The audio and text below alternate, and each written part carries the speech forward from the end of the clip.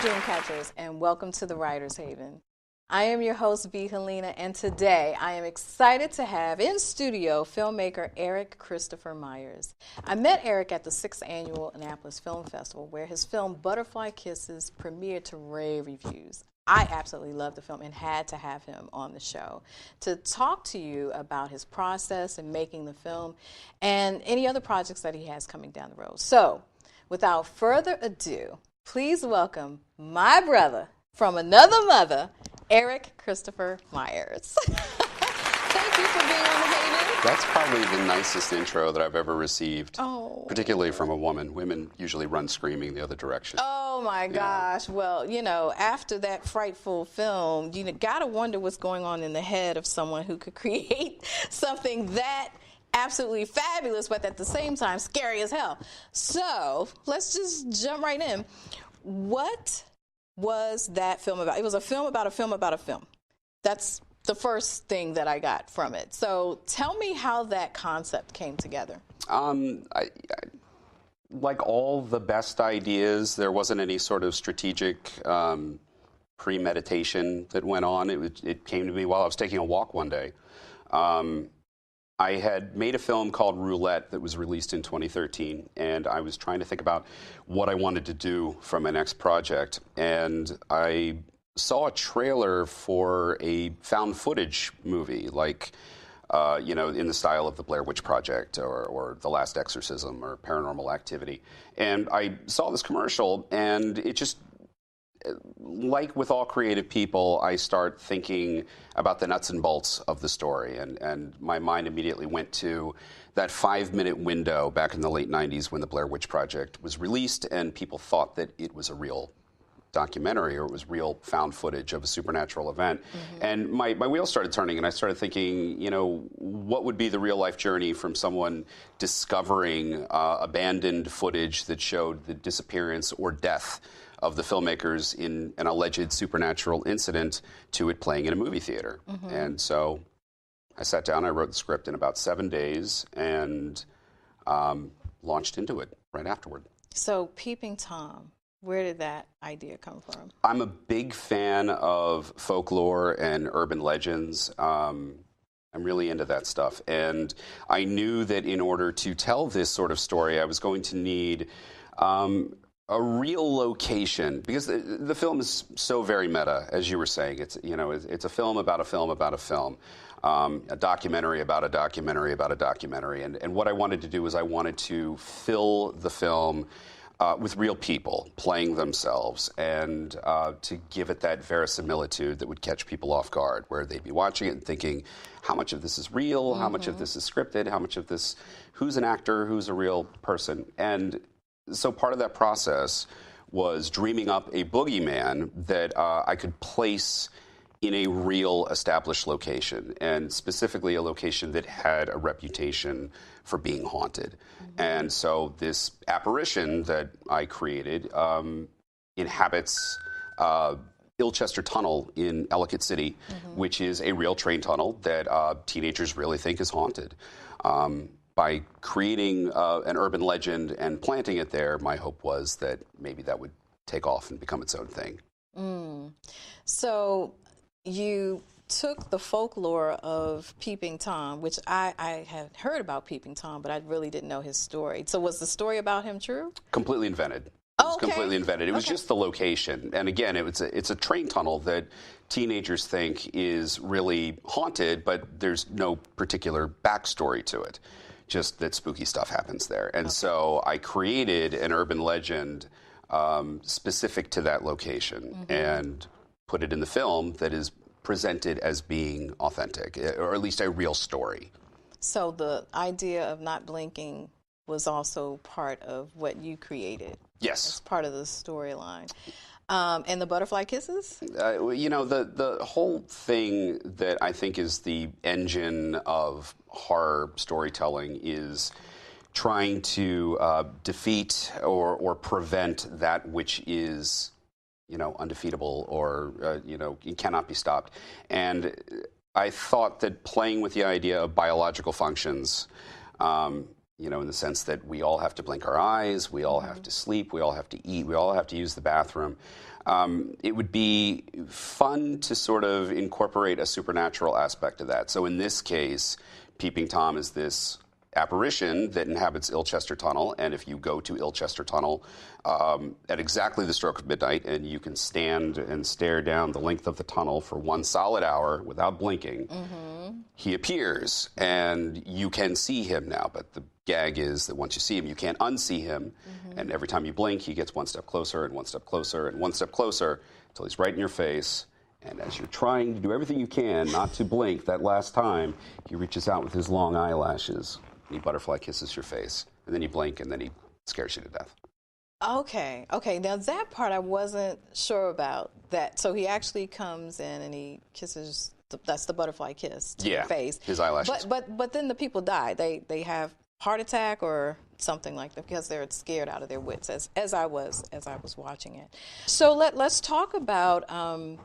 So let's talk about the process a little bit. So Sure. You came up with the idea. So from cradle to grave, it was how long of a process? I came up with it at the end of 2014, I want to say in November, and I wrote it, like I said, in about a week. And then we began shooting. The film is essentially 3 films in one, so we had to shoot those in blocks.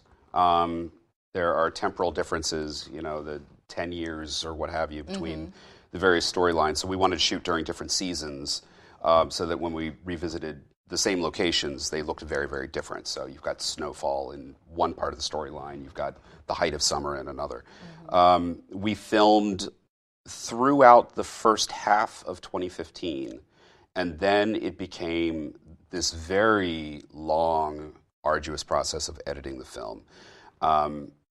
You write the story 3 times. You write it on the page, and then you write it as you're shooting it, and then you write it a 3rd time as you're editing. And that was what happened.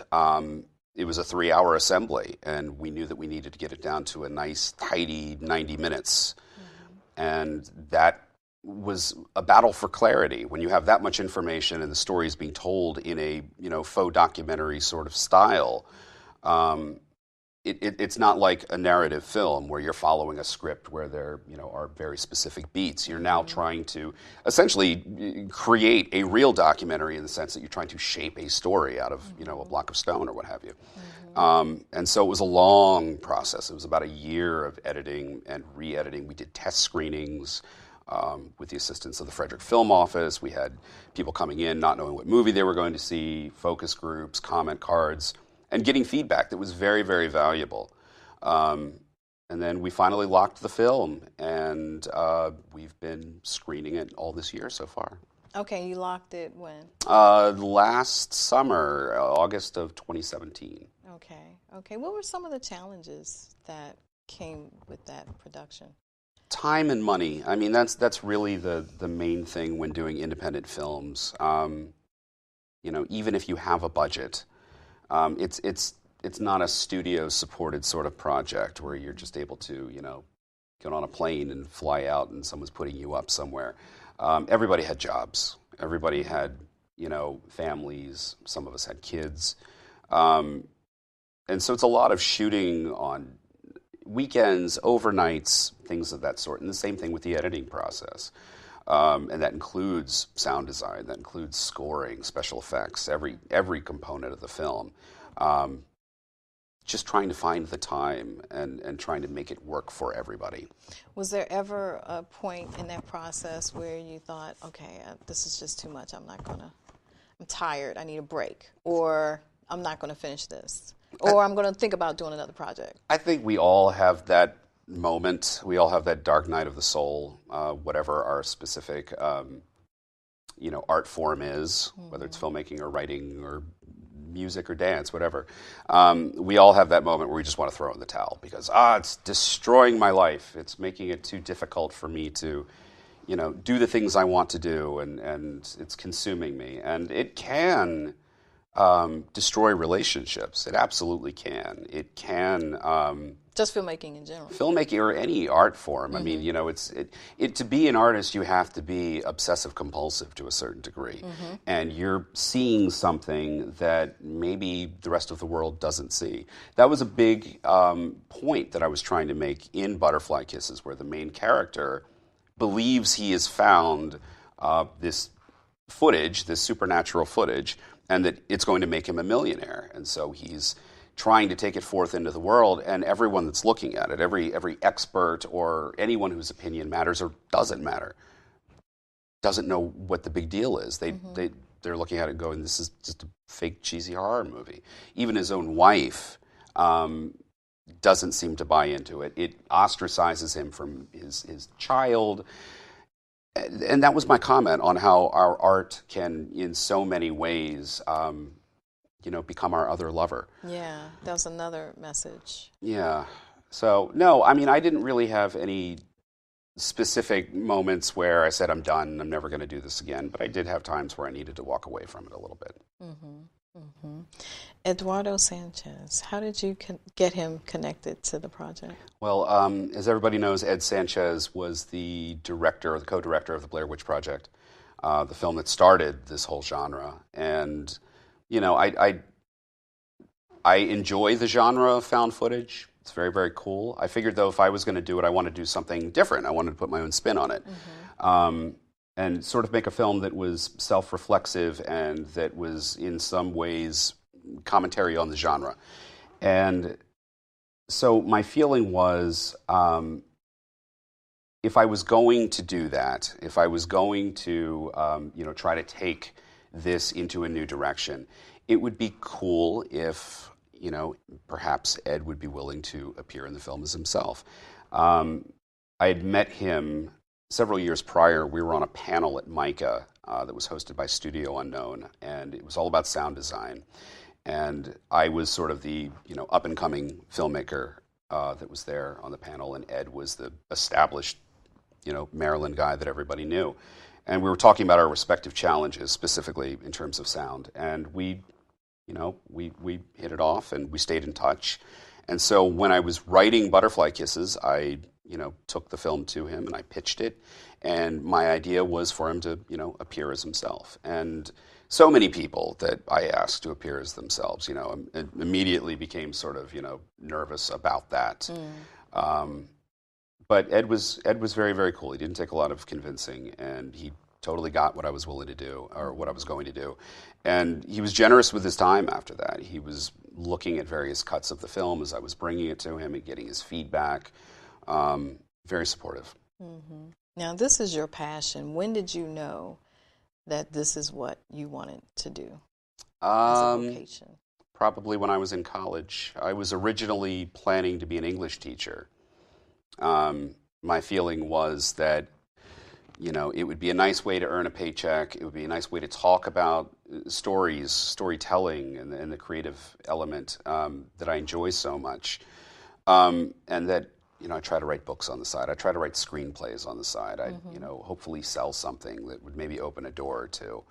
And I realized I wasn't happy. And the reason for that was not that I had an issue with teaching, which, I still do guest speaking at schools, and I really, really enjoy it.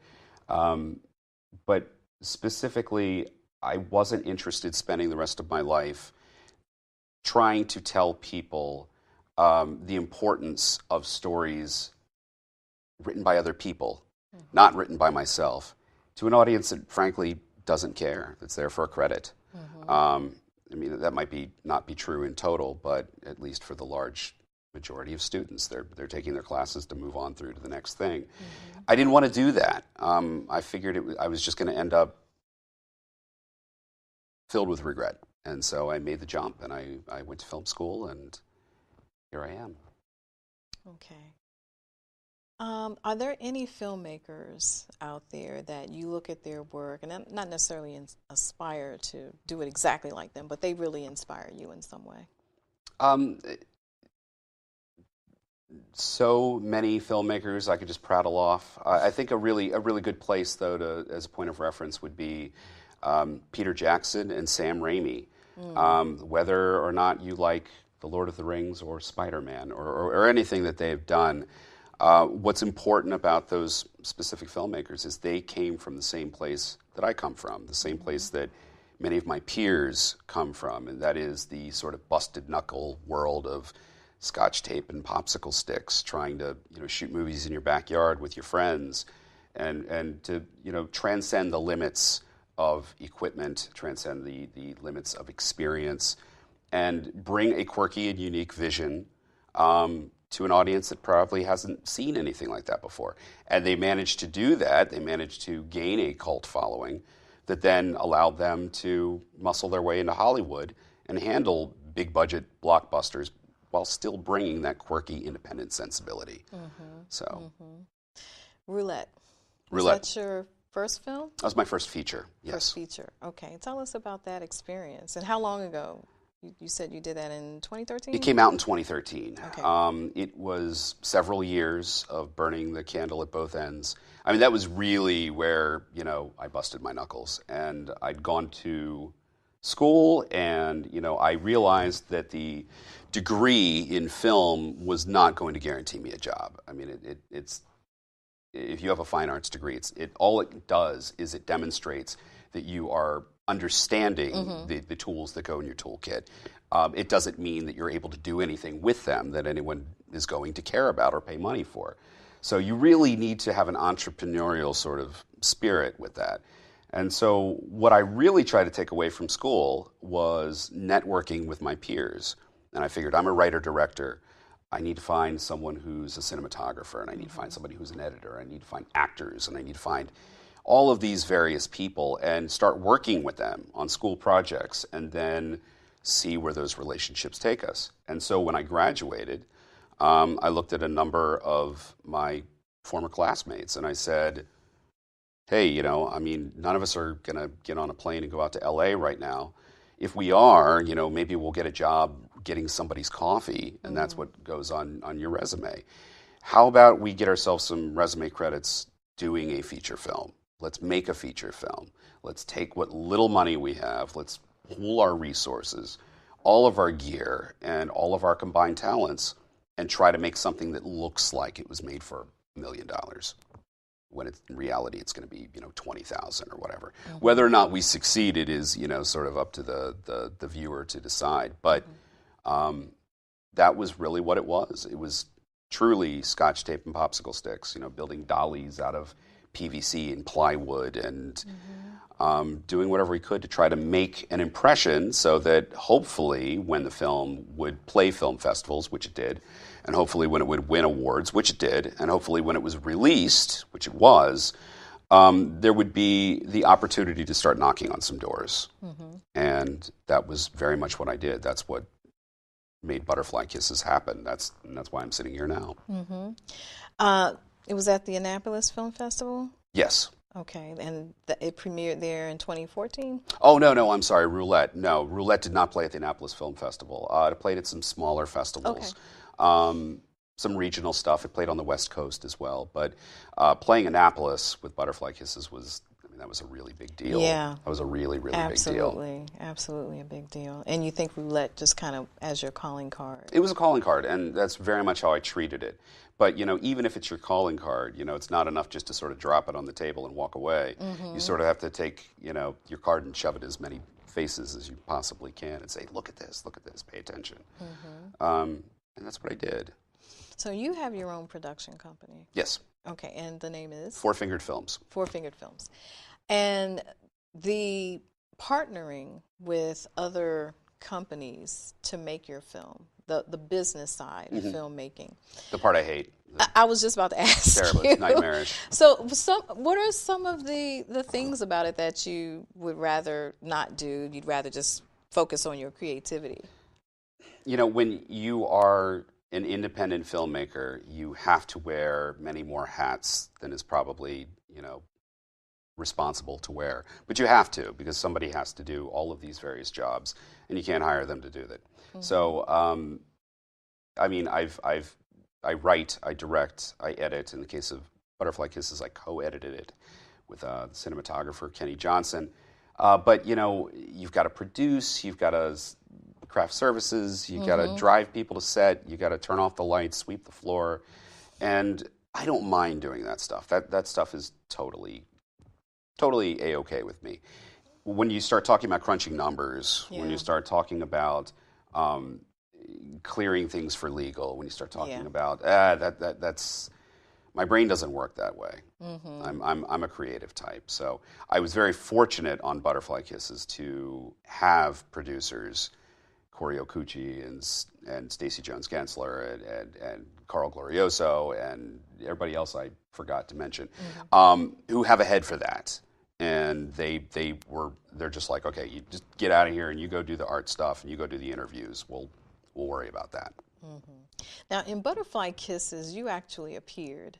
I do. On it, and which for me, watching it made it more real. Was that?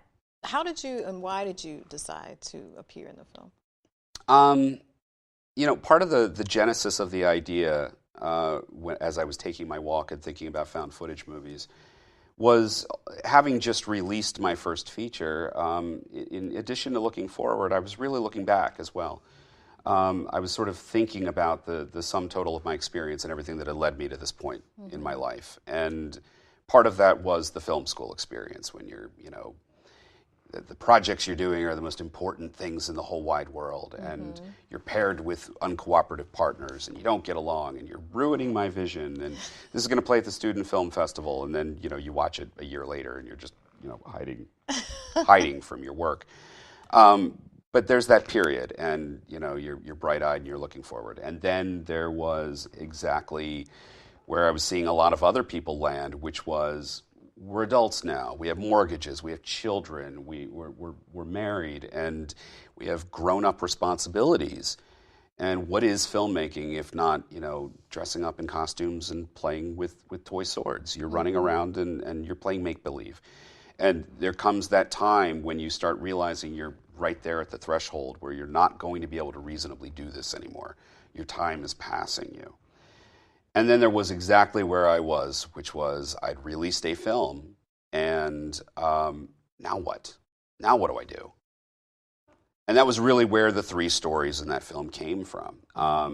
And so in looking at all of that, I thought it would be interesting to represent those three sort of states of mind with three different sets of individuals, and it just made sense that I should be me as me, exactly where I was. I made Roulette, it came out, and now I'm making this movie called Butterfly Kisses. And oh God, it's falling apart, and I need to find a way to save the movie because my name and my career is dependent upon it as well as everybody else's. I thought when I saw you in the film, I thought that was such a great idea to do it because, as you said, it does kind of separate the three sections, if you will, of the film and, the whole concept of the documentary and the documentary and the doc. So you're documenting it with your team, and now you guys are in this place where you're trying to figure out what's going on with this guy, and so then the camera is on you as you're figuring that out, and it completely made sense. But I was just curious to know,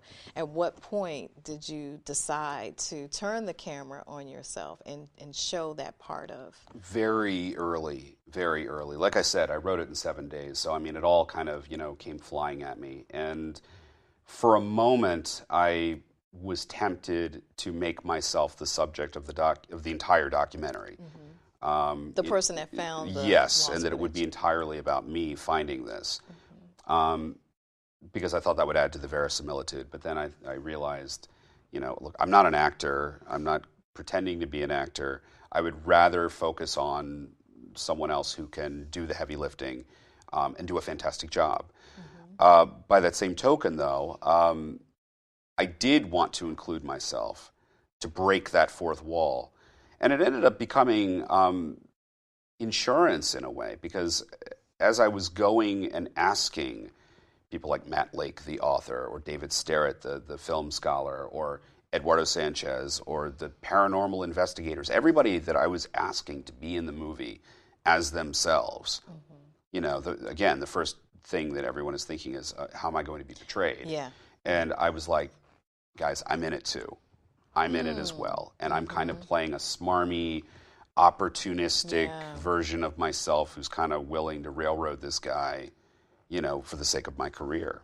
And I think that put some people at ease, and they realized that I was going to be in it. So what's next? The film is currently doing the festival circuit. It's going to be playing at the Maryland International Film Festival on Friday, April 27th. In fact, it's the opening feature. And then it's going to be playing at Sunscreen Film Festival the next day on the 28th.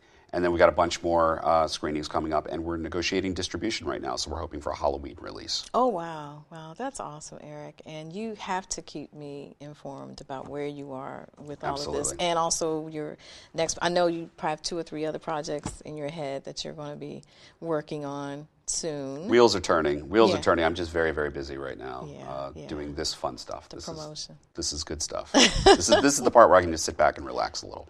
Yes, and just kind of look at the success of what you've done, ride on that, and then look forward to what's coming down the road. So, Dreamcatchers, I know you enjoyed my chat with Erik, and you can connect with him on Facebook and Twitter to continue to follow his projects and filmmaker journey. Now, join me next week for a 2-part series with author Odessa Rose and filmmaker Jamel Thomas. Odessa is the author of the book Water in a Broken Glass, and her book was optioned into a film that was produced and directed by Jamel. And we are going to talk about the process from cradle to grave from both perspectives, from the author writing it to the filmmaker producing it. So tune in. You don't want to miss that discussion. Also, don't forget you can catch us on our streaming channels, YouTube, iTunes, Spreaker, Spotify, Sonos, SoundCloud, iHeartRadio, and Alexa. So just go to our website at www.writershavenshow.com to get the deets on where to find us on those platforms. And then you can hear all of these interviews all over again. You can also hit us up on social media, Writers Haven Show and at author V. Helena. And until next time, catch fire on purpose.